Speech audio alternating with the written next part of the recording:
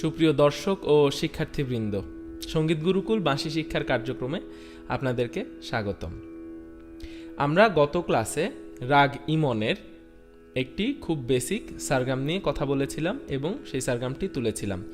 আজকে আমরা সেই সারগামেরই দুটো ভ্যারিয়েশন নিয়ে কথা বলবো এবং আলোচনা করব এবং সারগাম দুটি তুলে নিব। তাহলে প্রথম ভ্যারিয়েশনের জন্য আমরা যেটা করব, আমরা গত ক্লাসে বাজিয়েছিলাম নিরে গামা ধানি রেসা নিধা পামা গারেসানি, এটা আপনারা বাজিয়েছেন। আজকে আমরা সারগামটি শুরু করব ধা থেকে। তাহলে ধা থেকে সারগামটি কি হবে?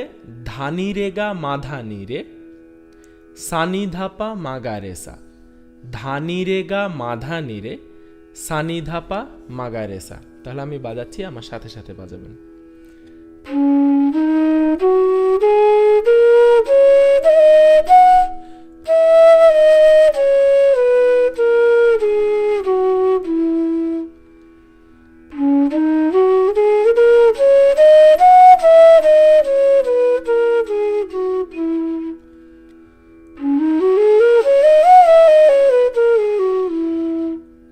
এটা ছিল আমাদের প্রথম ভ্যারিয়েশন। তাহলে দ্বিতীয় ভ্যারিয়েশনে আমরা সারগাম শুরু করব রে থেকে। তাহলে কি হবে আমাদের সারগামটা? রেগা মাধা, এখানে পা স্কিপ হবে, রেগা মাধা নিরে সানি ধাপা মাগা রেসা নিসা, রেগা মাধা নিরে সানি ধাপা মাগা রেসা নিসা।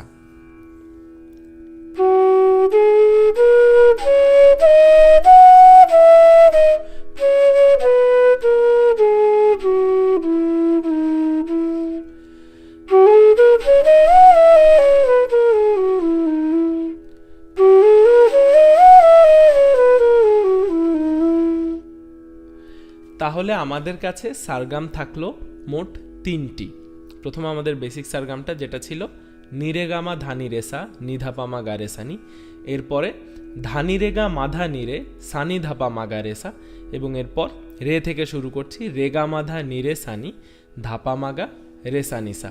আমরা এখন যেটা করব, আমরা তিনটি সারগাম একসাথে বাজাবো। প্রথমে আমরা ধা থেকে শুরু করব, এরপর নি থেকে শুরু করব, এরপর রে থেকে শুরু করব। তাহলে কি হবে? ধানি রেগা মাধা নিরে সানি ধাপা মাগা রেসা, নিরেগামা ধানি রেসা নিধাপা মাগা রেসানি, রেগামাধা নিরে সানি ধাপামাগা রেসানিসা।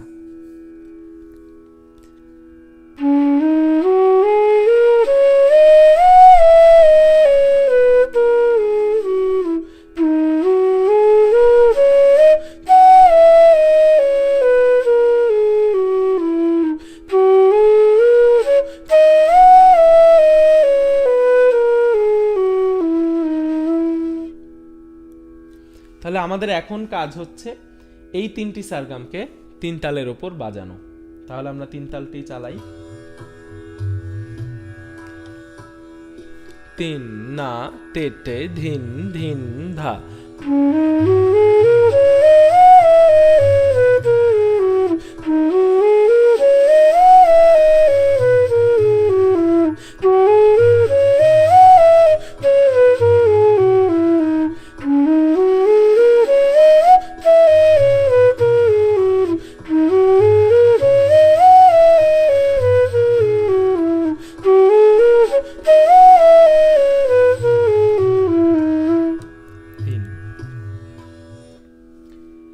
তাহলে আপনারা প্রচুর পরিমাণে প্র্যাকটিস করুন।